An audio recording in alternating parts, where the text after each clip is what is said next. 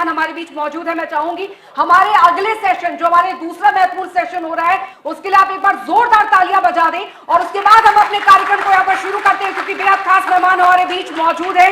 और मैं अब मंच पर बुलाना चाहूंगी सबसे पहले हमारे तमाम जो खास मेहमान हैं। सबसे पहले मैं बुलाना चाहूंगी प्रदेश महामंत्री हरियाणा बीजेपी कृष्ण बेदी जी, आप हमारे मंच पर आए। साथ ही हमारे साथ जेजेपी से विधायक रामकरण काला जी मंच पर आए। कांग्रेस विधायक मेवा सिंह जी मंच पर आए और कांग्रेस विधायक बिशुल लाल सैनी जी आप भी मंच पर आए। बीजेपी विधायक घनश्याम दास अरोड़ा जी आप मंच पर आए और साथ ही कांग्रेस विधायक रेणुवाला जी आप भी मंच पर आए। और अब इस सेशन को आगे बढ़ाएंगे जनता टीवी के समाचार संपादक वरुण गोयल जी। और ये सेशन आगे बढ़े और मैं चाहूंगी कि आप सभी की भागीदारी हो, क्योंकि आप सभी के जुड़े जो सवाल हैं आप सभी के, वो इनसे आज पूछे जाएंगे। तो तालियों के साथ एक बार फिर इस दूसरे सेशन की, क्योंकि पहला सेशन काफी गहमा गहमी भरा रहा और उम्मीद करते हैं ये सेशन जो है वो और भी ज्यादा गहमा गहमी भरा रहने वाला है। तो कार्यक्रम की आप शुरुआत करते हैं। हमारे तमाम जो खास मेहमान हैं हमारे साथ इस मंच पर मौजूद हैं और बस कुछ ही देर में इस दूसरा सेशन जो है वो शुरू होने जा रहा है। हरियाणा की राजनीति, हरियाणा की जनता के मुद्दों से जुड़ा ये सेशन यहाँ पर काफी महत्वपूर्ण रहने वाला है और आपकी भागीदारी यही है कि जब आप ये सेशन शुरू होने को हो तो प्लीज आप लोग शांत रहिए और तालियों के साथ तालियां भी देनी चाहिए जाहिर तौर पर। तो कार्यक्रम की शुरुआत यहाँ पर करते हैं और अपना जो ये दूसरा सेशन है, महत्वपूर्ण सेशन, अब की बात इसकी सरकार, जनता टीवी का ये मंच और तमाम राजनीति से जुड़े दिग्गज हमारे बीच मौजूद हैं, जिनसे अब कुछ ही देर बाद ये जो दूसरा सेशन है उसके साक्षी बनने वाले हैं। और ये मंच साक्षी बनने वाला है क्योंकि जनता टीवी हमेशा से ही जनता की आवाज को बुलंद करता आया है। और तालियों के साथ हमारे खास मेहमान भी हमारे बीच यहाँ पर मौजूद है। मैं चाहूंगी तालियों के साथ एक बार फिर स्वागत हो और ये खास मेहमान हमारे बीच मौजूद हैं। और अब कार्यक्रम को आगे बढ़ाएंगे जनता टीवी के समाचार संपादक Varun ji. Varun ji, over to you. बहुत बहुत शुक्रिया अंजलि। और जनता टीवी की खास पेशकश, सबसे बड़ी पंचायत, हरियाणा के लिए इतिहास का सबसे बड़ा ये कॉन्क्लेव, जिसमें सभी 22 जिलों के अलावा हरियाणा के जितने बड़े जनप्रतिनिधि हैं और जन सरोकार से जुड़े विषय हैं उन पर चर्चा होगी, क्योंकि चुनाव का समय है, चुनाव बेहद नजदीक है और उसकी उल्टी गिनती जो है वो अब शुरू हो चुकी है। 5 खास मेहमान हमारे साथ हैं। 2 विशेष जिले हैं जिन्हें हरियाणा के धार्मिक जिले हम कह सकते हैं, यमुनानगर और कुरुक्षेत्र। यमुनानगर आदि बद्री और सरस्वती नदी के उद्गम के लिए जाना जाता है और कुरुक्षेत्र की पहचान पूरी दुनिया में किसी से छिपी नहीं है, जिसके लिए कहा जाता है कि धर्म क्षेत्र कुरुक्षेत्र थे समवेता युत्सव। और आइए सत्र की शुरुआत करेंगे बहुत सारे अहम विषयों के साथ, कई खास मेहमानों के साथ, और ये जानेंगे कि किस तरीके से चुनाव में जा रहे हैं, बीते 5 वर्षों में क्या हुआ और फिर आगे चुनाव क्या कुछ कह रहा है, किसकी चौधर और जनता किसके संग इस बार खड़ी है। जोरदार तालियां एक बार मेहमानों के लिए बजा दीजिए और चलिए कार्यक्रम की शुरुआत करते हैं। और सबसे पहले आज मैं शुरुआत करूंगा यमुनानगर से। घनश्याम दास जी अपना माइक लीजिए। मैं आपसे ही पूछना चाहूंगा, ये जो बात हो रही है, जब चुनाव की बात है, सियासत की बात है, लेकिन उससे पहले एक बात होती है, आदि बद्री का हमने बहुत जिक्र सुना, सरस्वती नदी का बहुत जिक्र हुआ, कहा गया था कि वहां बहुत कुछ होना है। क्या इन 5 सालों में कुछ हुआ है? वो उस दिशा में आगे बढ़े क्या हम? हाँ, काफी उसमें प्रगति हुई है। जो आदि बद्री का उद्गम स्थल है वहां पर डैम बनाने की योजना, और जो रास्ते में निजी क्षेत्र की भूमि आती थी उन किसानों से बात करके उसको सरस्वती हेरिटेज बोर्ड द्वारा अपने लिए लेना और निरंतर इस पर चर्चा करते हुए, बात करते हुए जमीन को लेना और डैम के काम को आगे बढ़ाना, ये सारा काम अभी सरस्वती के उद्गम स्थल पर हो रहा है। उस रफ्तार से आगे बढ़े हैं क्या हम? रफ्तार ठीक है। देखिए, कुछ बहुत साल पहले तो हमने बड़ा हल्ला सुना था कि बहुत कुछ हो रहा है। नहीं, हल्ला सुना, उत्सव हो रहा था। चलिए, उत्सव हो रहा था। किसी भी काम की शुरुआत होती है तो स्वाभाविक है जनता में उसके बारे में उत्सुकता होती है जी। जनता उसके बारे में प्रश्न करती है, प्रति प्रश्न करती है। भारतीय जनता पार्टी की सरकार ने मनोहर लाल 1 के कार्यकाल में उसके ऊपर बहुत काम किया और मनोहर लाल 2 के कार्यकाल में डैम बनाने की योजना की। हिमाचल के साथ MOU साइन हुआ, जगह चिन्हित हो गई, बजट का प्रावधान कर दिया गया और जो निजी क्षेत्र की जमीन सरस्वती मार्ग में आ रही थी उसको किसानों ने स्वेच्छा से देने की बात की है और निश्चित रूप से हम जिस गति से इस प्रकार के कार्यक्रम आगे बढ़ते हैं उससे कुछ तीव्र गति से ही इसमें आगे बढ़ रहे हैं। सर, आप बोल रहे थे सैनी साहब मुस्कुरा रहे थे, पूछ लेता हूं सर, आपको लगता नहीं, है मुस्कुराना तो जी। हमेशा अच्छी बात होती है, सदा मुस्कुराते रहिए, हर एक को मुस्कुराना चाहिए, तनाव में क्यों रहना। जी बताएं, जो कह रहे हैं वैसा हो रहा है? देखिए, आदरणीय साथी ने जो बात कही, ये जो आदि बद्री डैम का जिक्र कर रहे हैं, जी योजना है, 10 साल में तो योजना बनी नहीं है, नहीं कोई पूरी हुई। और वहां का ये हाल है कि एक पानी का टुपका भी धरती में से ऊपर नहीं आया और इतना पैसा लग चुका है। और जहां तक किसान स्वेच्छा से अपनी जमीन दे रहे हैं, एक भी किसान नहीं है जो स्वेच्छा से वहां इस काम के लिए जमीन दे, एक भी किसान नहीं है। पर्यटन की संभावनाएं जगाई ना सरकार ने, क्योंकि कोई प्रगति हुई नहीं है। जहां काम था वहीं पड़ा है और सरकार पैसे लगाई जा रही है। सर पैसे लगाए जा रहे हैं, प्रगति नहीं हुई, एक बार बता दीजिए फिर आगे बढ़ूंगा। कहता है कि प्रगति हुई है और वहां एक हम अच्छा तीर्थ स्थान और पर्यटक स्थल विकसित करें, उसके लिए सड़कों का ठीक से अच्छा जाल बिछाया गया है, सड़कों को सुदृढ़ किया गया है और जो सरस्वती तीर्थ का उद्गम स्थल है उसको भी विकसित किया गया है। इसके साथ ही हर वर्ष सरस्वती महोत्सव करके हम उस स्थान को एक पर्यटक स्थल के रूप में और एक तीर्थ स्थान के रूप में विकसित कर सकें, ऐसे प्रयास निरंतर किए जा रहे हैं और उनको सफलता मिल रही है। चलिए एक बार इन्होंने आप भी बता दें, क्योंकि फिर उसी जिले से आप आती हैं, बड़ी उम्मीदें थी या फिर अभी कह रहे हैं कि अभी भी है, सरकार कोशिश कर रही है कि वैसा कुछ हो जाए, बड़ा तीर्थ स्थल बन जाए? जी देखिए, जैसा कि माननीय विधायक जी अभी बता रहे हैं कि सरकार की तरफ से जो उद्गम स्थल की खुदाई भी की गई सरस्वती नदी के नाम से, लेकिन मैं आपके बताना चाहूंगी कि सिर्फ कागजों तक सीमित है, धरातल पे कुछ भी नहीं है।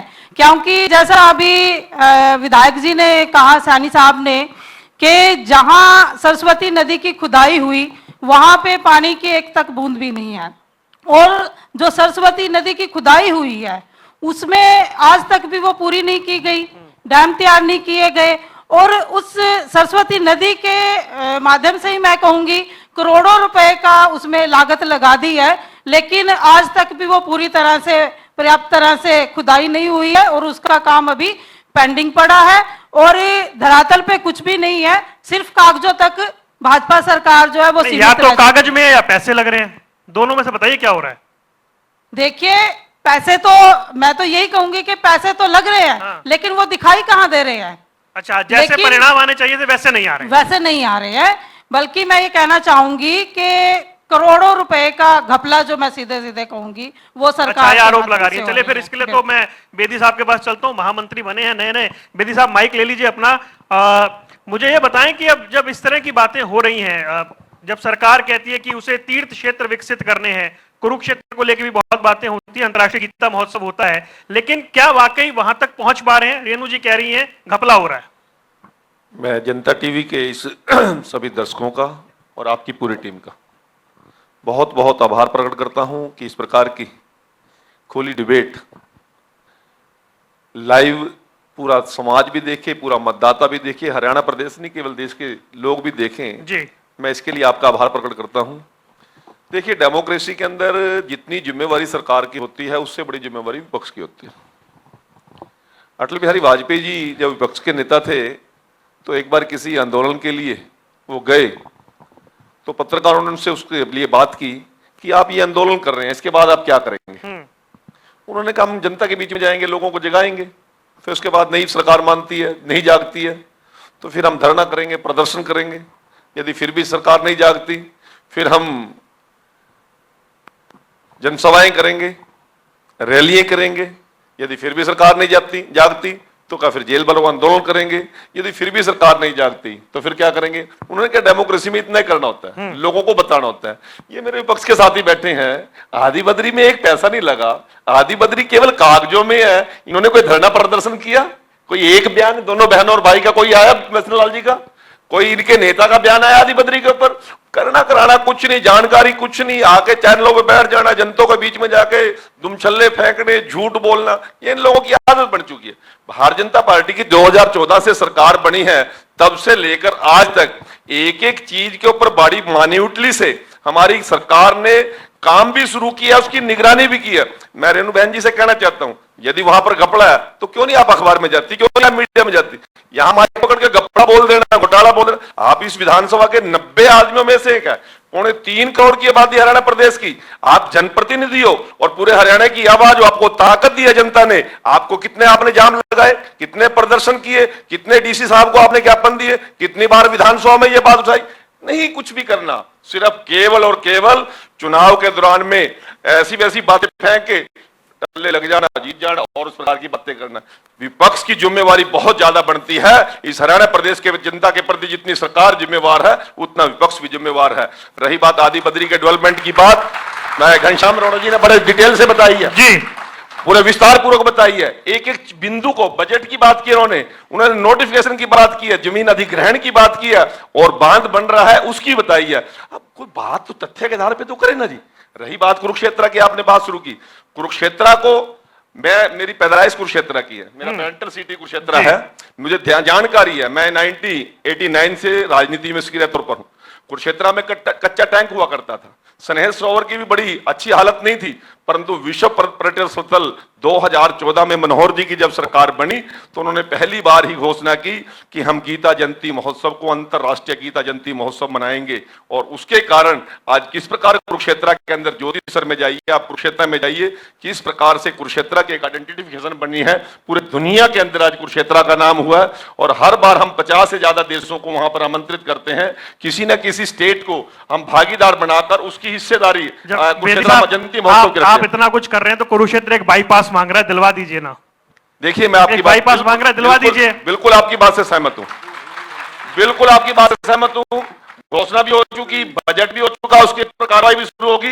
जरा एक बार आप कुरुक्षेत्र का राउंड लेके आएंगे और यदि मेरे साथ लेके चलेंगे तो मैं आपको साइड दिखाऊंगा। क्योंकि जो उत्तर प्रदेश उत्तराखंड जाने का रास्ता है, बिल्कुल आपकी बात से सहमत, क्या स्थिति है? मैं आपकी बात से सहमत हूं। कुरुक्षेत्र शहर 4 रेलवे फाटकों का जाम लगता था, आज एलिवेटेड रेलवे लाइन और 1-2 किलोमीटर की नहीं, लगभग 8 किलोमीटर की एलिवेटेड लाइन हमने जो, ये उपलब्धि है सरकार की। ये मैंने वहां बात की बताया लोगों ने, ये बना ही उपलब्धि है। ये बात विपक्ष को बता दें, लेकिन बाईपास की डिमांड बहुत जबरदस्त है। वो करेंगे ना, वो भी करेंगे जी। ये उपलब्धि है तो वो भी विपक्ष को बता दें। ठीक है, रामकरण काला जी बताएं, आपके क्षेत्र में काम हुआ, सरकार ने काम किया, बड़े टाइम तक सरकार के साथ रहे, बताएं क्या कुछ हुआ?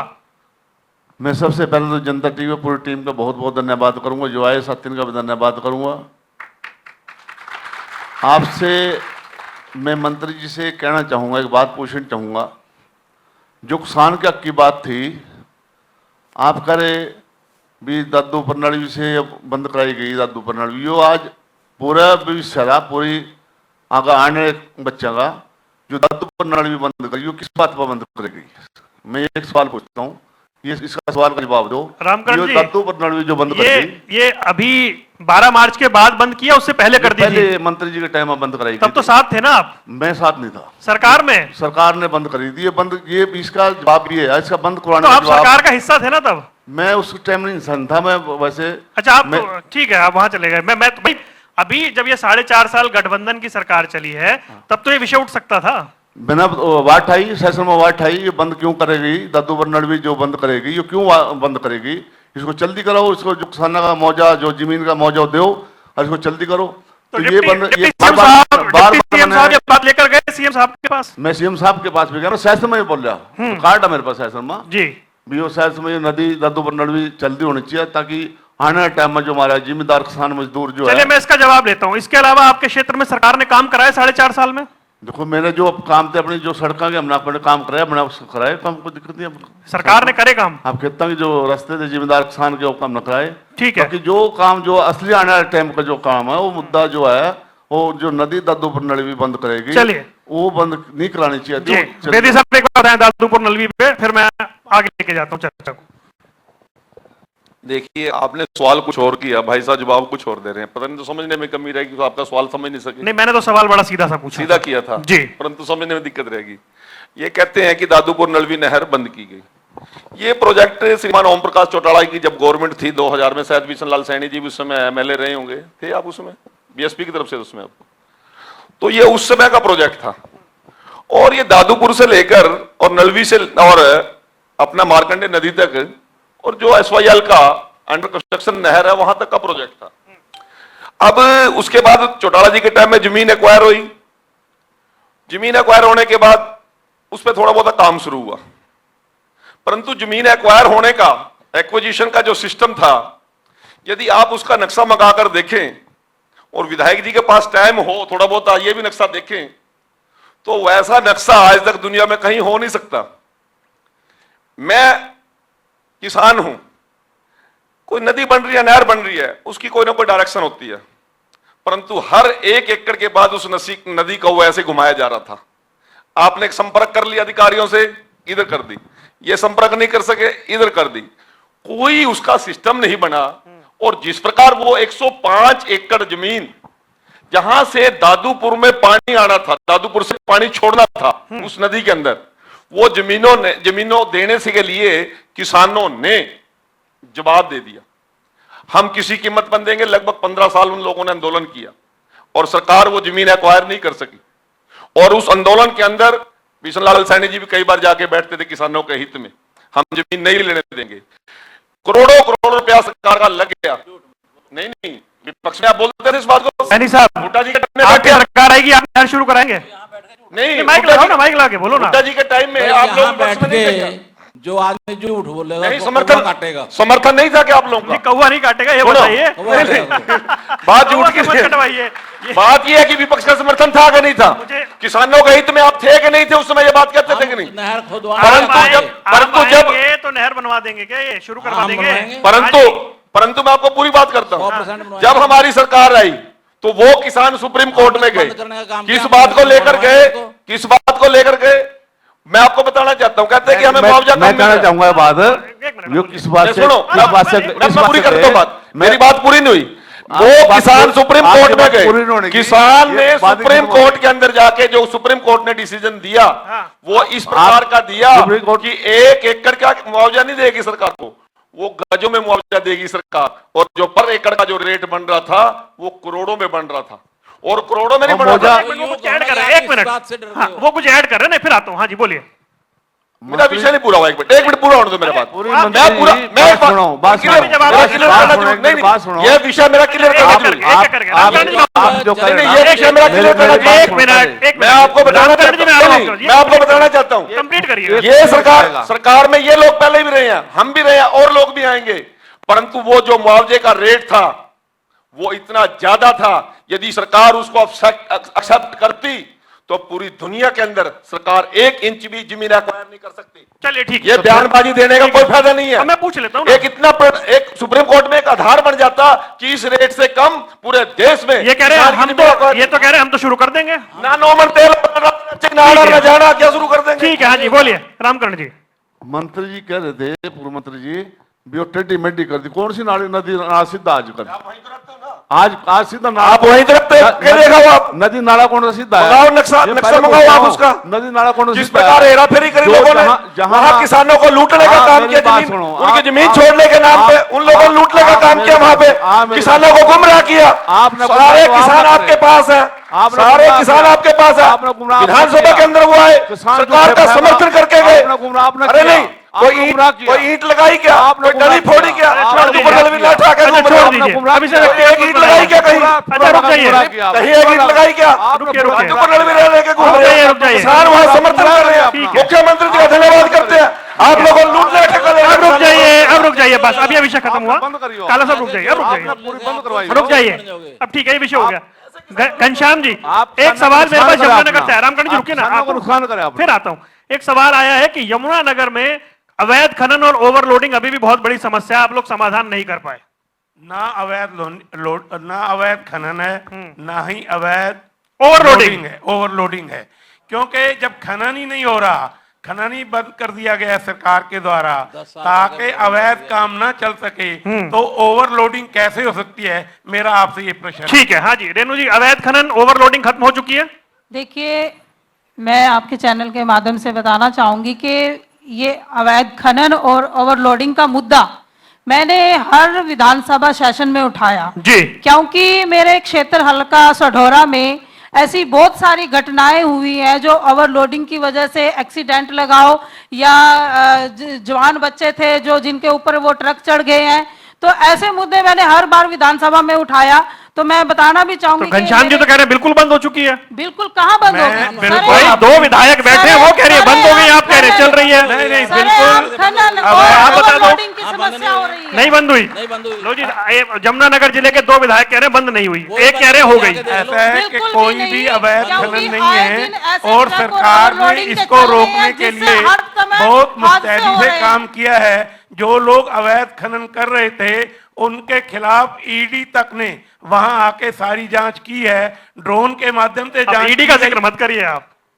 ईडी आई है वहां। अच्छा ठीक है, क्या यमुनानगर बात करते क्षेत्र हैं में मान्यवर? ओवरलोडिंग मैं का कोई और भी स्टेटमेंट खनन का यहाँ दूंगा माफिया बन नहीं, चुका वो है। बिल्कुल टेस्टेड देखिए आप टेस्टेड दीजिए। आप ही के क्षेत्र के दो विधायक कह रहे हैं कि अवैध खनन बंद नहीं हुआ, ऐसा है आप कह रहे हैं बंद हो गया। जी, ऐसा है जो मैं बात कर रहा हूं मैं उसके ऊपर कायम हूं और वो बात बिल्कुल ठीक है। और अवैध खनन को रोकने के यमुनानगर लिए जिला सरकार अवैध ने खनन के मुस्तैदी लिए से काम किया है। प्रचारित हो गया। आज किसी क्योंकि प्रकार का आज- भी कोई आज अवैध तक- खनन घनश्याम जी डंके की चोट में कह रहे हैं अवैध खनन बंद हो गया। सैनी साहब माइक लगा के बोलो। देखिए बात यह है कि जो घनश्याम जी कह रहे हैं सरासर गलत है, झूठ है। अवैध खनन चलता रहा और अब भी चल रहा है। वहां तो 20-20 फुट के डूंगे कुएं तक खोद दिए गए हैं। जमुना का पानी का जो है रास्ता चेंज कर देते हैं अवैध खनन वाले। और मैं सैनी साहब की बात से बिल्कुल सहमत नहीं हूं। इनकी ये स्टेटमेंट राजनीतिक स्टेटमेंट है, पॉलिटिकल स्टेटमेंट है। सरकार बड़ी मुस्तैदी से काम कर रही है, किसी प्रकार का भी अवैध खनन नहीं है। ना ही जब अवैध खनन ही नहीं है तो ओवरलोडिंग कैसे हो सकती है? चलिए जी, बिल्कुल मैं इतने बड़े माननीय विधायक जी से कहना चाहूंगी कि जिला यमुनानगर जो है वो अवैध खनन का और ओवरलोडिंग का माफिया बन चुका है जिला यमुनानगर, क्योंकि आए दिन हादसे हो रहे हैं। इसकी वजह से आए दिन हमारे चाहे वो बुजुर्ग है, हमारे युवा है या हमारी महिलाएं हैं, एक्सीडेंट हादसे हो रहे हैं। और मैं कहना चाहूंगी कि ये पूरी तरह से बंद होना चाहिए जिला यमुनानगर। एक कह रहा है पूरब सही है, एक कह रहा है पश्चिम सही है, वोटर किधर जाए पता नहीं। चलिए सैनी साहब एक सवाल पूछता हूँ, हाईवे अच्छे बन गए आपके यहाँ? ये तो मान लीजिए कौन सा यमुनानगर जिले में कहाँ अच्छी सड़कें बन गई हैं? कहाँ से बन गया? बताओ ना, बनी या नहीं बनी? मैं पूछ रहा हूँ, आगे कुछ नहीं बना। ऐसे मुख्यमंत्री खुद 2 बार कह करके गए, एक बार द्यामला के अंदर और एक बार दौर के अंदर, कोई बाईपास कि हम यहाँ से 4 लेन निकालेंगे। बाईपास बना क्या? आज तक नहीं हुआ। अच्छा, बाईपास बना क्या? बैठे तो उससे पूछ लो, बाईपास बना? बाईपास कौन सा बाईपास? मैं तो आपसे पूछ रहा हूँ सर, बना क्या है? बना या नहीं बना? कौन सा बाईपास की जगह अरे आप? यमुनानगर जिले में कोई बाईपास आया क्या इस सरकार में? ऐसे है वो बाईपास जो बना है वो बना है पंचकुला से कलानौर तक 4 लेनिंग 650 मैडम शैलजा के टाइम का है सर। 650 करोड़ रुपए की लागत से हमारी सरकार के समय में बना है, जब नितिन गडकरी जी माननीय सड़क परिवहन वो कह रहे हैं शैलजा जी के टाइम और का है। मेरी बात सुन हाँ, लीजिए, बोलिए ना, बोलिए, मेरी बोलिए बात सर। सुन लीजिए, बोलिए, कृपया। बोलिए। अभी 1200 करोड़ रुपए की लागत से कैल से लेकर और पांवटा साहब तक 4 लेनिंग का निर्माण हो रहा है, जो अपने आप में एक उदाहरण है। इसके साथ ही सड़कों के मामले में माननीय विधायक जी भी सहमत होंगे कि माननीय मुख्यमंत्री जी ने हर विधायक को 25-25 करोड़ रुपए दिए थे। इनकी विधानसभा क्षेत्र में रादौर में और यमुनानगर विधानसभा क्षेत्र में कैंप में हमने 10-10 करोड़ रुपए की लागत से उनका नवीनीकरण करवाया है। और आज यमुनानगर जिले में कोई भी सड़क टूटी हुई नहीं है और जो सड़कें रहती हैं उनके लिए 25 करोड़ रुपए की हमें सड़कें हमने दी हैं और उन पर निर्माण कार्य द्रुत गति से, तीव्र गति से हो रहा है। अच्छा, मैं कहना चाहूंगी कि जो अभी माननीय विधायक जी बोल रहे हैं कि डिप्टी सीएम साहब ने हर विधायक को 25-25 करोड़ दिए सड़कों के निर्माण के लिए, तो सड़कों के निर्माण के लिए अगर फंड दिया तो मंजूर भी हुई है। लेकिन मैं अपने क्षेत्र की बात करूंगी, हमारा हल्का सढौरा है, घाट क्षेत्र होने के नाते डेवलपमेंट का बहुत जरूरत है वहां पे। लेकिन जो मैंने अपने क्षेत्र की सड़कें या पुलों की, ब्रिजेस की बात की है, विधानसभा के हर सेशन में मैंने मुद्दा उठाया, खास करके घाट क्षेत्र के, चाहे वो मध्यपुर, जैतपुर और गोराबनी के ये पुल हों, और इनकी डिमांड्स को मैंने रखा भी हर बार, डिप्टी सीएम साहब से भी मिली, और यहाँ की जो सड़कें थी कहने को बोल दिया कि 25-25 करोड़ दे दिए, लेकिन आज मेरे क्षेत्र की ऐसी सड़कें दिए या पड़ी कहने हैं। को दिए? हाँ जी, कहने को दिए या वाकई में दिए?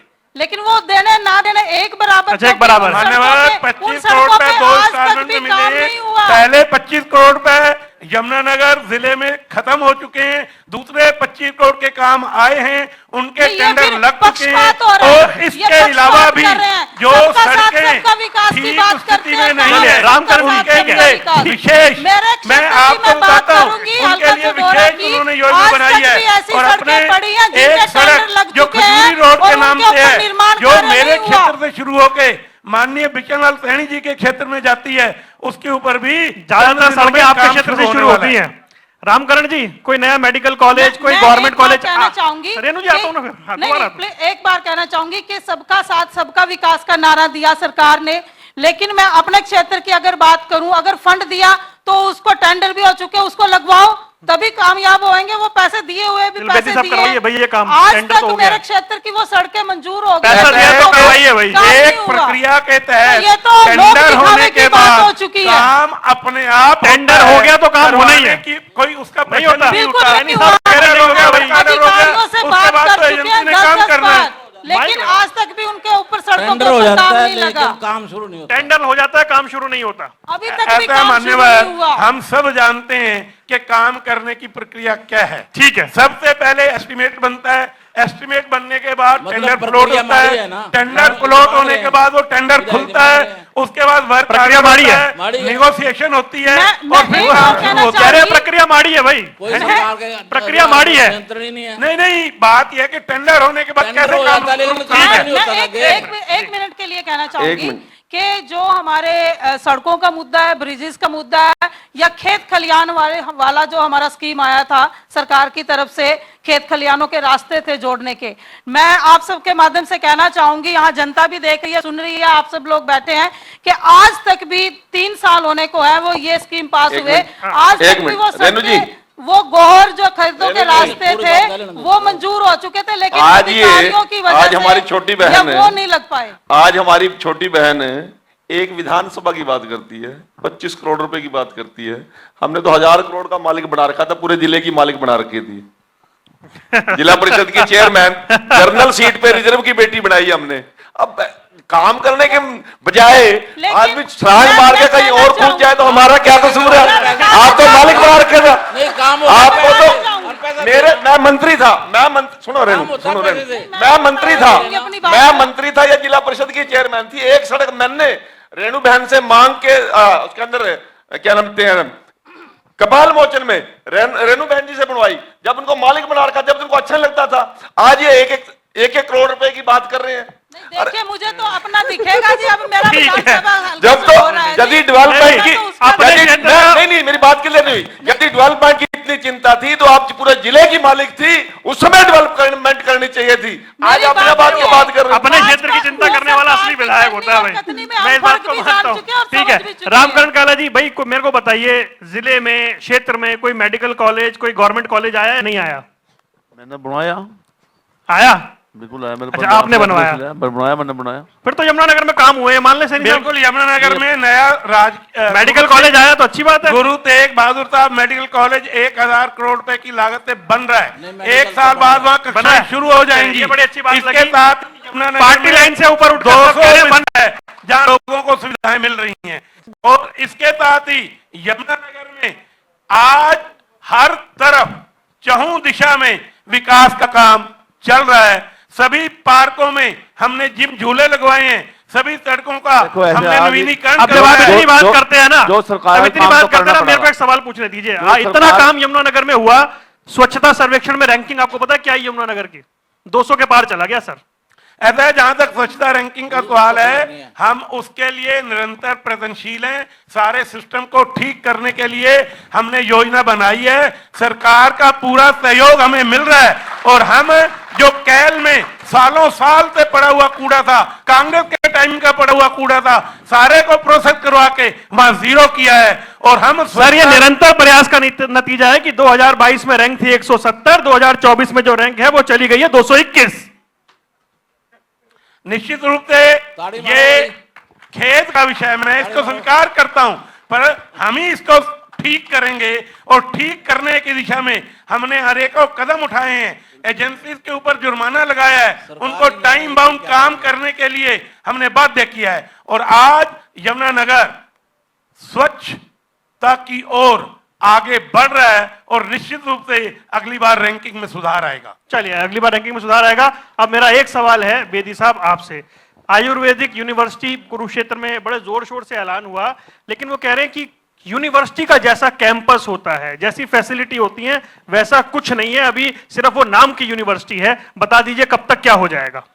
अब मुझे नहीं पता आपको ये जानकारी कौन दे रहा है जी, और किसने जानकारी दी है, वो कितना ऑथेंटिक आदमी है, परंतु मैं दावे के साथ कहता हूं कुरुक्षेत्र के अंदर आयुष यूनिवर्सिटी का हमारा ही सोच थी, हमारी ही प्रपोजल थी और हमने ही कंप्लीट की।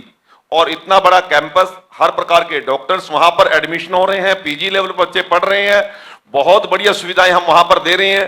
परंतु आप यदि एक स्वरूप बनने में विश्वविद्यालय का टाइम लगता है, उसका स्टेटस बनने में टाइम लगता है। वो कोई हमसे पहले तो वहां था ही नहीं कुछ भी। एक पुरानी बिल्डिंग में एक आयुर्वेदिक कॉलेज चलता था, हमने तो उस कॉलेज को भी नया स्वरूप दिया। मैं बात कहूंगा, खाली कॉलेज न बनाओ, डॉक्टरी भर्ती कर लो, डॉक्टरी भर्ती करो। 4.5 साल आप थे, आपने कितने भर्ती करवाए? डॉक्टर तो भर्ती कोई बात उठाई आपने? एक भी डॉक्टर 4.5 साल तक सरकार के मजे लेने के बाद आज आपको डॉक्टर याद आ रहे हैं। स्वाद लेकर सरकार के डॉक्टर, जब तो आपने एक बात नहीं करी डॉक्टर की, आपके मुंह में एक जुबान नहीं थी, एक विधानसभा के अंदर आपने सवाल उठा दो डॉक्टर भर्ती करने की। आज आपको सारा कुछ करने वाला लग रहा है, आज सारा झूठ लग रहा है। 4.5 साल सरकार में रहे, क्यों नहीं डॉक्टर भर्ती करवाया आपने? आपकी क्या जिम्मेवारी थी? सरकार में पूरा हिस्सा था, डिप्टी सीएम आपके पास था, 14 मंत्रालय आप लोगों के पास थे, पूरी सरकार की हिस्सेदारी ले रहे थे। आज आप सैनी साहब कुछ कह रहे हैं, सैनी साहब कुछ कह रहे हैं। नहीं, 4.5 साल सरकार के स्वाद लेकर मजे लेकर सरकार को कुछ करने के बाद आज बात कर रहे हैं। उस समय तो नगर पालिका में इनके पास कल रख नहीं आया, आज सरकार की बात कर रहे हैं, वो भी मैंने पूरे किए। सैनी साहब कुछ ऐड कर रहे हैं। आप डॉक्टर भर्ती करो। विधानसभा के अंदर यूनिवर्सिटी में डॉक्टर ही बनाए जाते हैं। डॉक्टर साहब सुनिए ना, वो मेडिकल कॉलेज में डॉक्टर ही बनाए जाते हैं। अरे महामंत्री जी, यूनिवर्सिटी में होता क्या है? डॉक्टर ही तैयार किए जाते हैं। बेदी साहब डॉक्टर मेडिकल कॉलेज में तैयार किए जाते हैं। अब यूनिवर्सिटी में क्या किया जाता है? ठीक है बेदी साहब अब सुनिए, जो अस्पताल बनाए जाए, डॉक्टर कहीं मैं डॉक्टर ये नहीं कहना रहेंगे। चाहता हूं कि हरियाणा प्रदेश की विधानसभा जब भी लगी है उसमें रामकरण जी उसके मेंबर रहे हैं और हमारे आदरणीय एक्स मिनिस्टर साहब उसके पहले मेंबर थे। ये जितनी बार भी विधानसभा चली है, जो ये कह रहे हैं कि आवाज नहीं उठाई, रामकरण ने हर बार आवाज उठाई, मास्टरों की भी उठाई, डॉक्टरों की भी। मेरे पास वीडियो बढ़िया का, मेरे को 3 मिनट मिले, जाता मैं बोल लिया, 2.5 मिनट जोर न दे दो। क्या बोले? उठाई। चलो मैं विधानसभा की कार्रवाई, चलो 1 मिनट, अरे भाई, मैं आप विधानसभा की कार्रवाई कटवा के फ्लैश कर दूं? हाँ बिल्कुल उठाई। विधानसभा कार्रवाई काट के फ्लैश करवा दूं? चलो अब कटवाऊंगा मैं। ठीक है। एक शब्द नहीं बोले सरकार में, जब तो मजे लेते रहे। ये तो सरकार का हिस्सा ही, इसका मतलब क्या सरकार ने नहीं लगवाए? नहीं, वो इनके कहने से क्या होता है? यूनिवर्सिटी, आप बताइए मुझे, यूनिवर्सिटी का क्या मतलब होता है? यूनिवर्सिटी में डॉक्टर पैदा किए जाते हैं ना, वो जो यूनिवर्सिटी बनी है उसमें डॉक्टर पढ़ के जाएंगे ना, तो वो लगेंगे। अब 5 साल में यूनिवर्सिटी बनी है, अभी वो अंडर, वो अभी स्टडी चल रही है उनकी। कितने लगाया? अरे आप, मैं आपको बताता हूँ ना, हमने सबसे ज्यादा मेडिकल कॉलेज, सबसे ज्यादा मेडिकल कॉलेज और यूनिवर्सिटी वो तो मान रहे हैं मेडिकल कॉलेज बना, वो तो खुद ही मान रहे हैं मेडिकल कॉलेज बना। हमने बनाया मेडिकल कॉलेज कुरुक्षेत्र जिला के अंदर 4।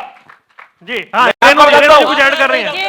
मैं ये कहना चाहूंगी कि हर जगह डॉक्टर्स की तो कमी है, चाहे वो कुरुक्षेत्र यूनिवर्सिटी में हो या मैं एक बात कहना चाहता हूँ, आप तीनों आदमी से मैं क्या कहूँ, आप ना तो उड्डा के साथ थे, उस समय कहीं और थे ना, उस समय आप उड्डा के साथ थे, परंतु पिछली 10 साल की सरकारों ने कोई कॉलेज यूनिवर्सिटी बनाई क्या? एक दिन में डॉक्टर बनता है, डॉक्टर 7.5 6-7 में बनता है, पीजी करने के बाद 12 साल में बनता है।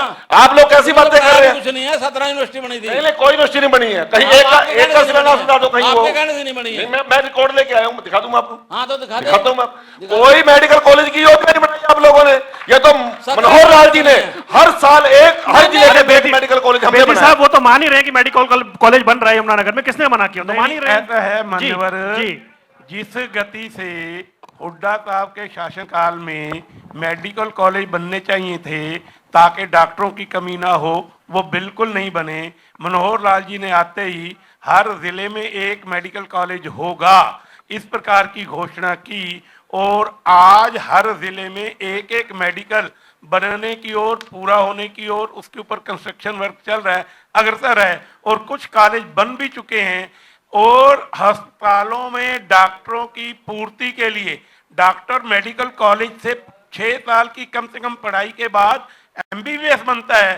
पीजी करनी हो, डीएम करनी हो तो उसके लिए 12-13 साल का समय चाहिए। तो आने वाले समय में निश्चित रूप से जो हॉस्पिटल हैं उनमें डॉक्टरों की कमी दूर होगी, क्योंकि हमने इतने मेडिकल कॉलेज बना दिए हैं कि अब जो अभी बड़ी जो अभी संख्या में मेडिकल डॉक्टर कॉलेज बनने बने हुए आ रहे हैं, बन रहे हैं, डॉक्टर उनमें ही कह रहे हैं बन रहे हैं ना हर जिले में, जो कह रहे हैं हर जिले में बन रहे हैं। देखो मेरी बात सुनो जी, कि मैं इस बात का मनोहर लाल जी को प्रेज करूंगा कि मेडिकल कॉलेज बन रहे हैं, उसमें कोई दो राय नहीं। ताली बजा दो भाई। जब सैनी भाई साहब कांग्रेस के ने- विधायक कह रहे हैं कि मनोहर लाल जी की तारीफ कर रहे हैं वो। जो चीज है वो है, लेकिन आज स्थिति ये है प्रदेश के अंदर अस्पतालों में डॉक्टर नहीं डॉक्टर नहीं है। जी, आज बिल्डिंग खड़ी है, डॉक्टर नहीं है। स्कूलों में घनश्याम जी ऐसा मास्टर है? नहीं है। ऐसा है जी कि जितनी स्कूलों में मास्टर नहीं है। डॉक्टरों की स्कूल है, मास्टर नहीं है। जितनी चाहिए actually उतनी मैं कहना उस बात को चाहूंगी, लेकर कुछ ऐड कर ले मैंने कोई, हाँ। अपने जो हमारा यमुनानगर जिले की बात कर रहे हैं कि जो मेडिकल कॉलेज बन रहा है उसकी डिमांड्स मैंने माननीय मुख्यमंत्री जी से अपने क्षेत्र के लिए रखी थी कि घाट क्षेत्र होने के नाते ये मेडिकल कॉलेज इधर बनवाया जाए, लेकिन उसको वहां से रिजेक्ट करके कुरुक्षेत्र पांजू पर उसमें बनवाने की स्कीम इन्होंने जो लागू की है। लेकिन डॉक्टर्स की अगर बात शाहबाद करूं- में भी तो आई गया ऐसा ना। है जी, मान्यवर, डॉक्टर मेडिकल की अगर बात कॉलेज करें- यमुनानगर विधानसभा में बने या सडोरा विधानसभा में बने, जिला यमुनानगर में डॉक्टर तो वहां से पैदा होंगे। जिला यमुनानगर में तो आ गया। जिला डॉक्टर्स की यमुनानगर बात में ही करें- है, और वही डॉक्टर जो सिविल हॉस्पिटल हैं उनकी आपूर्ति भी वही मेडिकल कॉलेज समय के हिसाब से पूरी करेंगे। जिनके जिले में आ गया, जिनके विधानसभा में आ गया, वो बिल्कुल चुप बैठे हैं। मैंने- रामकरण जी, मैंने CSC सडौरा में 2 डॉक्टर अब आप पूरा डेपुटेशन पे करेंगे। बुलवाए, तो कह रहे हैं लेकिन सरकार वो जा रही है। डॉक्टर भी नहीं लाने दिए। ऐसा है, मुंगेरी लाल के हसीन सपने देखने से कौन मना कर सकता है? बेदी साहब कह रहे हैं सरकार जा रही है, तो अब हम पूरा करेंगे। ये भारतीय केसर जनता लाल पार्टी जी, की आएगी। ये ज्योतिषी का काम कब से शुरू कर दिया आपने? ज्योतिषी का काम ज्योतिष का काम तो नहीं, ज्योतिष का काम कब से शुरू कर दिया? ये तो यदि नजर आ कर रहा है। यदि कर दिया तो फिर पूरी पढ़ाई करके करो, ये तो नजर अधूरी आ रहा पढ़ाई करके नहीं चलने का ज्योतिष काम। ये तो नजर आ रहा है भाई। तीसरी बार बीजेपी बनेगी, नायब सैनी जी के नेतृत्व में बनेगी और संपूर्ण बहुमत की सरकार बनेगी। मैं दावे के साथ कहता हूं आपके पास, आपके पास कोई आंकड़ा नहीं है। अब ये जोशी वाला नहीं है। भारतीय जनता एक पार्टी मिनट, अब ये जोशी वाला काम नहीं किया आपने। अब ये आपने जोशी वाला काम नहीं किया। देखो आपने भी तो भविष्यवाणी कर दी। काम किए हैं, जो जनता को सुविधाएं दी हैं, सेवक बन के काम किया है, उसके आधार पर हम हरियाणा की जनता के ऊपर 100% विश्वास करते हैं और जनता हमारे विश्वास पर खरी उतरेगी और भारतीय जनता पार्टी घनश्याम जी, जब आप इतनी बड़ी बात कह रहे हैं तो फिर अभी लोकसभा चुनाव में जो आपका क्षेत्र है या फिर एक मिनट, मैं हाँ बताता जी, हूं आपकी बात। सवाल भी नहीं पूरा करूं मैं। हाँ, होगा सवाल जवाब। समझ गए आप? मैंने बता दिया।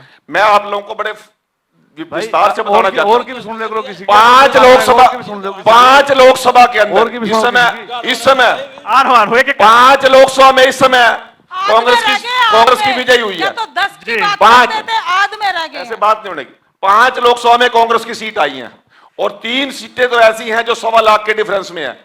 40,000 से अंबाला, 21 और 25,000 से सोनीपत और 60,000 से हिसार। केवल मैं बताना चाहता हूं आपको 45 सीटों पे बीजेपी। मोदी साहब तो 1,000 वोट से जीत रहे हैं एमपी का। कौन? मोदी साहब के जो 1,60,000 से विषय नहीं आप जीत रहे हैं। कौन? आप मोदी साहब के कैंडिडेट। मोदी मैं साहब इनकी गलतफहमी दूर कर दूं ना। अब सुनना नहीं चाहेंगे ये, अब ये सुनना नहीं चाहेंगे, इनकी गलतफहमी दूर कर रहा हूं। सुनिए वो कुछ कह रहे हैं। माइक थोड़ा ऊपर मैं इनकी गलतफहमी मैं दूर ये कर। कह रहा हूं हाँ। कि ये बात बिशन लाल जी सुनो। आप मान के चलो कि अगली सरकार कांग्रेस की आ रही है। मुंगेरी दो भविष्यवाणियां, दो भविष्यवाणियां, और वो भी दिन में। चलो एक बात सुनो, 70 दिन बकाया। जैसे भाजपा 70 दिन बकाया। सरकार ने नारा दिया 400 चुनाव के 70 दिन बकाया ना। पिछली बार आपको मैं ये दावे के साथ कहता हूँ 70 दिन के बाद यही डिबेट करने के लिए आएंगे और आपके साथ बात करेंगे हम। अरे आप नहीं नहीं हम आएंगे आगे आप तो और आप फिर विपक्ष में बैठे होंगे। मैं दावे के साथ कहता हूं भाई मेरी बात सुनो, विधानसभा में कांग्रेस की किस प्रकार की रणनीति है सभी लोगों से छुपी हुई बात नहीं है, सभी लोगों ने लाइव डिबेट देखी। अविश्वास प्रस्ताव लाएंगे, मैदान छोड़ के भाग जाएंगे। वोट की बात आती है, फील्ड में जाते हैं, जूत पजार होते हैं। किरण चौधरी आज वो इतनी बड़ी लीडर है, यदि आपकी लहर थी वो कांग्रेस छोड़ के थोड़ी नवीन जिंदल कांग्रेस छोड़ के थोड़ी आने थे, रणजीत चौटाला ने कांग्रेस थोड़ी छोड़ने थी।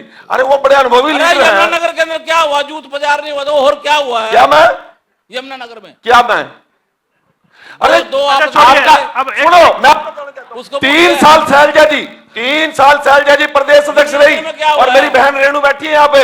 एक दिन भी हुड्डा जी के बैनर होर्डिंग पे शैलजा जी का फोटो नहीं था, अशोक तंवर का एक दिन भी फोटो बैनर नहीं था, एक दिन भी हुड्डा की टीम शैलजा जी के या अशोक तंवर के कार्यक्रम में नहीं गई। आज रणदीप सुरजेवाला को किसी मीटिंग में बुलाया नहीं जाता, कैप्टन अजय यादव को कहीं बुलाया नहीं जाता। सरकार बनाएंगे मां बेटे के नाम पे, सरकार कुछ नहीं बनना बनना आपका। अच्छा ये बताइए, लेकिन परिवार की सरकार बेटी साहब एक फैक्ट तो ये हो गया ना कि जो भूपेंद्र सिंह हुड्डा कहते हैं कि लोकसभा में हाफ, विधानसभा में साफ। 5 जीत के कॉन्फिडेंस तो बढ़ गया ना उनका इस बार। अच्छा जब उनकी 2014 में से 10 में से 1 रह गई थी तब कहां कॉन्फिडेंस गया था? जब 10 में से 1 रह गई थी उनकी तब कॉन्फिडेंस कहां गया था? तब तो आज अभी तो कुछ नहीं होने जाना। ये बिस्लाल सैनी और बकार रखे हैं भाई, तुम पार्टी में टिक रही हो। उस दिन कुलदीप शर्मा के पैर पकड़ना और भूपेंद्र हुड्डा जाइए ना भाई, कांग्रेस ने छोड़ दिए, ये तो हाल तो ही पड़ी है। आज कोई आने के लिए तैयार नहीं है, इनकी सुनने के लिए तैयार नहीं है, तो बिस्लाल और दिल टिका रखा। मैं दावा करता हूं मेरी बहन चुनाव लड़ेगी, रेणुबाला शैलजा के नाम से लड़ेगी। अगली बार देख लो कितने मर्द करने जाओगे आप, एक बार इसके हल्के बने जन जमी भी आप, मेरे पाबंदा है। लो जी आपकी भविष्यवाणी भी कर दी इन्होंने, एक दिन आपकी वोट मांगने जी आपकी भविष्यवाणी भी कर दी। शैलजा जी के हल्के में एक दिन वोट मांगने के लिए आप गए थे क्या? सरसा में गए आप? नहीं, इसमें तो कोई दो राय नहीं नहीं है गए। कि कांग्रेस कई गुटों में विभक्त है। बापू बेटे की पार्टी बढ़ कर घर का भेदी लंका ढाई, बीजेपी कांग्रेस पर ये कहावत घनश्याम जी, कांग्रेस कई गुटों में बटी है, फिर 44 सीटों पे लीड ले गई वो। राव इंद्र बिल्कुल नहीं, ये कोई 44 सीटों पे नहीं थी, 41 सीटों पे है। कोसली की केवल 2 सीट पे 2 वोटों से बढ़ता है। मैं दूसरी बात यही मैं बताना चाहता आपको, कहीं बढ़त नहीं है। क्या करें उन्होंने, झाड़ू वालों को भी शामिल कर लिया। पंजाब में गालम गाड़ते, दिल्ली में गालम गाड़ते झाड़ू वाले के साथ, यहाँ इनका गठबंधन था। सरपंच आंदोलन का मुद्दा उठाएंगे, कभी किसी की बात करेंगे, सभी लोगों को बुला के कहा आप इंडी गठबंधन कहां गया?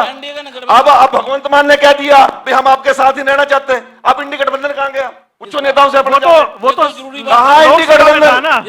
अरे आपका ब्यों तो अंदाजो भगवंत मान और आपसे समर्थन वापस नहीं ले रहे थे, वो तो आप पे आरोप लगा के गए हैं कि कहीं पे भी झाड़ू की लोगों का आप लोगों ने साथ नहीं दिया। वो आपके बड़े नेताओं पर उन्होंने ब्लेम लगाया, अशोक अरोड़ा पे ब्लेम लगाया, रणदीप सुरजेवाला का नाम लेके बोला सुशील गुप्ता। यदि आपका ब्यों तो ना भाई, सरकार जिसने बनने दिखती हो कोई छोड़कर नहीं जानता, वो तो चिमड़ा रवा आदमी धक्के से। ये तो आप लोग बकार रखे हो कुछ दिन के लिए, 70 दिन के बाद फिर आपने देखे कहीं ना कहीं ठिकाना। सैनी साहब बहकाए हुए हो आप, कह रहे हैं आप बहकाए हुए हो। बकार रखे हैं, कुछ नहीं है, कहीं कुछ नहीं है। तो ये रखे हैं। मैं कहना चाहूंगी माननीय कहीं नहीं कुछ भी है बेटी साहब, अपना आप जैसे गुटों की बात कर रहे हैं तो गुटबाजी नहीं है, सभी लोग पार्टी के लिए काम कर रहे हैं। गुटबाजी तो भाजपा में कौन सी पार्टी के लिए? विज साहब शैलजा के चुनाव में हुड्डा जी क्यों नहीं गए? रविज साहब कहाँ? शैलजा के चुनाव में हुड्डा जी क्यों नहीं गए? मुझे बताता हूँ, आप तो गए थे ना? मैं तो देखो गई थी, चुनाव तो चुनाव। बिस्लाल जी क्यों नहीं गए? मैंने तो कहीं भी कुछ नहीं है। अच्छा रुकिए, रामकरण जी एक मिनट, रामकरण जी रुकिए। अंबाला भी चुनाव लड़ा, शैलजा जी के भी चुनाव में गए। रामकरण जी, हाँ हुड्डा जी को, दीपेंद्र की तो चिंता थी। रुक जाइए नहीं, और करनाल में आके कह रहे मैं जिसको टिकट दिवाना चाहूं तो उसने तो भाई टिकट नहीं मिली, तारी मर्जी, इसने मर्जी वोट दे रहे। हुड्डा जी की तो स्टेटमेंट। रुकिए, अरे महामंत्री जी रुकिए। रामकरण जी बताइए, भाई तय हुआ है कि आपने कहां से चुनाव लड़ना है? आपकी मीटिंग की खबर आती है कि आप जींद में आपने बैठक कर ली। मैं तो कह रहा, ये तो वैसे जिद कर रहे भी कौन सरकार बनाया कौन है, ये जनता बनाए बता दे थोड़ी देर में सरकार किसकी बना किसकी नहीं बना। क्यों जिद कर रहे, क्यों बहस कर रहे? जनता बहस तो करनी है। रामकरण काला का मूड क्या है ये तो बताएं। रामकरण काला का मूड क्या है ये तो पता लगे। रामकरण काला जी का मूड क्या है ये तो पता लगे। मेरी जनता जो जहां लड़ाओगे वहां लड़ूंगा, जनता के हिसाब से मैं लड़ूंगा। चाबी नहीं घुमानी?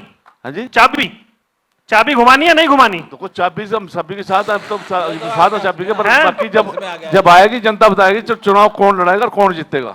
ये तय हो गया ना? ये तय है बिल्कुल। जींद की बैठक में तय हो गया। जनता ने चुन लिया किसको सरकार बनानी है, कोई बहस करने को फायदा नहीं, कोई दोस्ती बुलाओ कुछ फिर बुलाओ, आप कोई लोड नहीं क्यों है। यही बात के तो आए हैं यहाँ पे? क्यों नहीं, क्यों बहस करने के तो आए हैं? बहस कर रहे हैं? आप कह रहे हैं जनता बताओ, अब जनता ये- लड़ाओ, अब ये- चुनाव अच्छा दो। ठीक है, एक अब मिनट। ये जनता चाबी चुनाव पे लड़ाएगी, लड़ेंगे। जनता। ठीक है। अब ये जनता चाबी ना- पे भी लड़ेंगे। अच्छा जनता चुनाव मुझे लड़ाएगी, बताएं, जनता बताओ कांग्रेस क्या जवाब होगा, मांग रही क्या है, होगा? कह के हरियाणा मांगे जवाब, कोई फायदा और नहीं, बस बीजेपी कह रही है जनता पहले लड़ाओ, अपने चुनाव समय का जनता। दो हिसाब।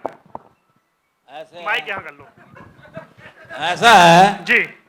कि कांग्रेस तो कांग्रेस हिसाब मांग रही, जनता मांग रही है। जनता हिसाब मांग रही है। कांग्रेस नहीं मांग रही। कांग्रेस भी जनता में आ गई, कांग्रेस भी जनता में आ गई। वो भी जनता में ही है, वो कोई बाहर है, वो भी जनता में ही है। कांग्रेस जनता मांग रही है हिसाब कि भाई किया क्या है 10 साल के अंदर। आपके विधायक कहते हैं शमशेर गोगी जी, मुझे पता ही नहीं कौन सा कार्यक्रम हो रहा है। कौन? शमशेर गोगी जी ने कहा मीडिया वो को, उसका अपना, उसको नहीं पता होगा, उसको नहीं पता होगा, हमें क्या पता होगा? वो जनता में नहीं है। वो उसका नहीं पता होगा ना। हिसाब मिलजुल के मांगो ना सारे, तब तो हिसाब मिलेगा। सारे इकट्ठे होके मांगो ना हिसाब। हम तो इकट्ठे होकर मांग रहे हैं। कौन कौन नहीं आ रहा उसमें? इकट्ठे होकर मांग रहे हैं, पूरा कौन? जिला मांग रहे हैं, नगर पूरा जिला मांग रहे हैं। कौन कौन से नेता नहीं आ रहे हिसाब लेने? सारे आ रहे हैं, जनता आ रही है, जिन लोग भी आ रहे हैं, नेता भी आ रहे हैं, रेणु जी सारे आ रहे हैं हिसाब मांगने? सब आ रहे हैं। माइक लेके देखिए जनता हिसाब मांग रही है कि इन जनता तो नहीं मांग रही, 10 सालों में कांग्रेस क्या मांग रही है, काम आप हुए सारे और नहीं आ कितने रहे। काम करवाए मैं जनता तो ने। ये देखिए, आप सुन, कोई मजाक की बात नहीं, गंभीरता से मैं तो ये जानना चाह रहा हूँ कि जनता हिसाब मांग रही है, कांग्रेस ने अभियान चलाया, चुनाव से पहले ऐसे अभियान चलने भी चाहिए। मेरा सवाल ये है कि क्या पूरी कांग्रेस मिलकर मांग रही है हिसाब? देखिए बिल्कुल जनता के साथ कांग्रेस है, कांग्रेस के साथ जनता है। उसमें कौन सा चेहरा नहीं है? सारे चेहरे हैं। आप उड़ जाना कहाँ चाहते हो? हैं? सारे चेहरे हैं, सब है ना? सब है, टोटली हैं। सारे दिख रहे हैं एक साथ एक हाँ, मंच सारे में? दिख रहे हैं। चलिए फिर मैं कुछ और देखता हूँ। हाँ जी, जनता हिसाब मांग रही है, जवाब दे कैसे? कांग्रेस ने फंसा दिया आपसे हिसाब मांग के। देखिए मैं आपको बताना चाहता इन कराव इंद्रजीत नजर आता है। हमने रात के 2:30 बजे भी नायब सिंह सैनी जी साहब देने लग रहे हैं कांग्रेस को। तारे नेता ने 10 बजे के बाद जगा कर दिखा दे करो नकड़ी। मारे वाला तो रात को 2:30 बजे भी जाग रहा, 2:30 बजे रात को 2:30 बजे भी जाग रहा। बिस्मिल्लाह जी आपको यदि बहम है तो आप रात 2:30 बजे लेकर चलूं मैं कहाँ पर? नायब सैनी जी के पास। अरे नायब सिंह सैनी नहीं तो सारा नहीं, मनोहर लाल आपका के नेता बच्चे 6 हैं। बजे, आपका नेता 6 बजे के बाद कहाँ हुआ है वो तो चेक कर ले करो। जरा होता- कहीं कांग्रेस की ना कोई लड़ाई लड़ने का दम है, ना लड़ाई लड़ सकते हैं लोग। पूरे देश के अंदर फिर ये कर 5 सीटें वैसी आ गई है बिना लड़ाई कौन सी? लड़े। 5 सीटें। कौन सीटें 5 5 लोकसभा सीटें कह रहे बिना लड़ाई लड़े आ गई। बिना लड़ाई लड़े। 5 के ख्याल में डूबे रही हो आप, ये बिना बाकी लड़ाई काम लड़े। अपने आप कर देगी जनता। मैं आप लोगों को पूछना चाहता हूं कांग्रेस अरे किसी वो 400 पार कहाँ गई अब? उसका अच्छा बताना जो जवाब। तम सरकार बनाना 400 चाहो पार थे, कहाँ गई है? जो आप लोग सरकार बनाना चाहो थे 99 पर रुके आके, 99 पर रुके। पूरा देश घूम लिया राहुल गांधी ने टी शर्ट में, सर्दी के अंदर भी गर्मी के अंदर। अब भी 3 साल 3 पलाल की बात भी 99 पर रुक रहे हैं। 100 नहीं पूरी हुई, 100 पूरी भी नहीं हुई। सारी पार्टियां इकट्ठी होगी, 36 पार्टियां इकट्ठी होगी। चलिए ठीक है, अब अंत में मोदी साहब को नंगी सरकार बनानी पड़ी। ठीक है। हाँ जी बोलिए। नहीं, कांग्रेस की सरकार नहीं बनने जा रही। मैं मान्यवर जो दोनों में आप नजर है। हिसाब की बात कर रहे हैं, 10 साल के कार्यकाल में बीजेपी की सरकार ने 1,24,000 नौकरी बिना पर्ची बिना खर्ची दी, जबकि हुड्डा साहब ने अपने शासनकाल में 60,000 नौकरी दी थी। दुगने से ज्यादा नौकरी देने के बाद इनको हिसाब मांगने का क्या अधिकार है? चलिए ठीक है, अब समापन, एक मिनट ना, समापन एक मिनट। रेट को भी उसी में अच्छा ठीक है, समापन से पहले रेणु जी, अब की बार किसकी सरकार? देखिए अब की बार कांग्रेस सरकार, क्योंकि आज अगर जनता की बात करें, जो जनता इस सरकार में, मौजूदा सरकार में हर तरह से त्रस्त है, चाहे वो महंगाई की बात करें, चाहे बेरोजगारी की बात करें, चाहे किसानों की बात करें, चाहे महिलाओं की बात करें, चाहे युवाओं की बात करें, सब हर वर्ग ठीक है, परेशान है। शॉर्ट तो में। अब की बार कांग्रेस सरकार। ठीक है घनश्याम जी, तीसरी बार सरकार बनती नहीं है लगातार हरियाणा में, इतिहास है, बताइए किसकी सरकार? इतिहास बनाने का काम ही तो भारतीय जनता पार्टी का कार्यकर्ता करता है, और इस बार हम इतिहास बनाने जा रहे हैं। अब नहीं कर रहे तीसरी आप। बार भारतीय जनता पार्टी की हरियाणा में सरकार चलिए सैनी साहब, अब की बार किसकी सरकार? कांग्रेस सरकार अब की बार। कॉन्फिडेंस से बोलिए ना, आवाज कितनी दमदार है इसी से अनुमान माइक लगा ऊपर नहीं लो। करते ना। अब की बार कांग्रेस सरकार। चलिए ठीक है, बेदी जी। देखिए मैं आपको एक बात कहना चाहता हूं। आपने एक बात कह दी इसके साथ साथ ये बात भी कीजिए जिसकी केंद्र में सरकार, उसकी हरियाणा में सरकार, ऊपर मोदी और हरियाणा में नया सिंह सैनी की सरकार बनेगी, 100% बनेगी। चलिए ठीक है, ये सवाल मैंने अंत में आपसे इसलिए पूछा काला साहब, आप क्योंकि मेरा कंफ्यूजन भी दूर हो जाएगा। अब की बार किसकी सरकार होगी? मैं कहना चाहूंगा थोड़ा तो मैं जनता बता दे किसकी सरकार होगी। आप तो बताइए, जैसे सब बता रहे हैं, कोई तो कॉन्फिडेंस होगा किसकी? सरकार लोग कांग्रेस की सरकार का, कांग्रेस की होगी 100% चलिए ठीक है, 100% कांग्रेस सरकार रामकरण काला जेजेपी के विधायक। चलिए जी, आप तो मेरे साथ शर्त रखने रख लो, जनता टीवी के बड़े मंच, कुछ और कहना चाहोगे? यही कहवाने के लिए बैठे थे ना हम तो जनता टीवी के मंच अब की बार किसकी सरकार पे जेजेपी के विधायक रामकरण काला कह रहे हैं कि अब की बार कांग्रेस की सरकार। मुझे मुझे और कुछ कहना नहीं है। जनता टीवी का सबसे बड़ा कॉन्क्लेव, अब की बार किसकी सरकार, सबसे बड़ी पंचायत आप देख रहे थे। दूसरा सत्र यहां समाप्त होता है। तालियां बजाइए मेहमानों के लिए, शानदार सत्र हुआ। आपका मंच पर आने के लिए, पधारने के लिए बहुत बहुत शुक्रिया।